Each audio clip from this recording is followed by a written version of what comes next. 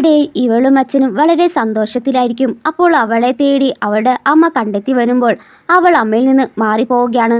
എന്നിട്ട് അവരോട്, നിങ്ങൾ എന്താ എന്നോട് പറയാതെ ഇവളെ സ്കൂളിൽ നിന്ന് മാറ്റിയത്? അല്ല, ഇതിപ്പോൾ ചോദിക്കാനുള്ള കാരണം എന്താണ്? കഴിഞ്ഞത് കഴിഞ്ഞു, അതോർത്ത് കാര്യമില്ല. നമുക്ക് നമ്മുടെ വീട്ടിൽ പോകാമെന്ന് പറഞ്ഞ് അമ്മ വിളിക്കുമ്പോൾ വീട്ടിലേക്കോ? അതിന് നമുക്ക് എപ്പോഴാണ് ഒരു കുടുംബമായി ജീവിച്ചത്? നമ്മുടെ കല്യാണം കഴിഞ്ഞിട്ട് 7 വർഷമായി. എൻ്റെയും മകളുടെ ജീവിതത്തിലെ ഓരോ ഘട്ടത്തിൽ നീ ഉണ്ടായിട്ടില്ല. അപ്പോൾ ഇവളും, നിങ്ങൾ എൻ്റെ അമ്മയായിരുന്നെങ്കിൽ നിങ്ങൾ എൻ്റെ പിറന്നാൾ മറക്കുമായിരുന്നോ?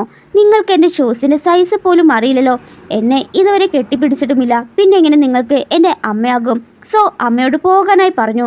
അമ്മ കരുതിയത് അമ്മയെ ദേഷ്യം പിടിപ്പിക്കാനായിട്ട് ഇവർ ഓരോന്ന് പറയുന്നതാണെന്ന് കരുതി അവളെ പിടിച്ചു വലിക്കുമ്പോൾ അവളും വരാനേ സമ്മതിക്കുന്നില്ല. അച്ഛനുടനെ കൈ തട്ടി മാറ്റി.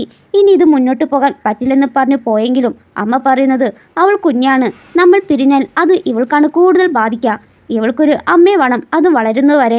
അപ്പോൾ അച്ഛൻ പറയുന്നത്, അതിന് നിന്നെ അമ്മയെന്ന് വിളിക്കാൻ ഒരാളുണ്ടല്ലോ. അവൾ എപ്പോഴേ നിന്നെ അമ്മയല്ലാതെ കണ്ടു.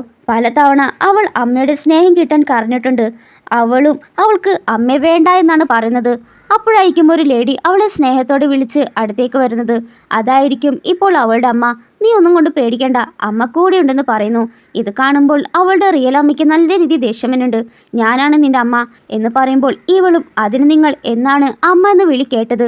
അപ്പോഴാണ് അവർ പണ്ടത്തെ കാര്യമൊക്കെ ഓർക്കുന്നത്. പണ്ടൊക്കെ അവൾ അമ്മയെ വിളിച്ച് അടുത്തേക്ക് വരുമ്പോൾ അവർ നിന്നോട് പല പ്രാവശ്യം പറഞ്ഞിട്ടുണ്ട് അമ്മയെന്ന് വിളിക്കുമെന്ന് പറഞ്ഞ് അവളെ ആട്ടിപ്പായിച്ചിട്ടുണ്ട്. അന്ന് തൊട്ട് അവളുടെ മനസ്സിൽ സ്വന്തം അമ്മയെ തന്നെ വേർപിരിക്കാനാണ് അവർ നോക്കിയത്. തുടർന്ന് എന്താണ് സംഭവിച്ചതെന്നാണെങ്കിൽ വീഡിയോ ലൈക്ക് ചെയ്ത് നെക്സ്റ്റ് പാർട്ട് വേണമെങ്കിൽ ഒന്ന് കമൻറ്റ് ചെയ്യണേ.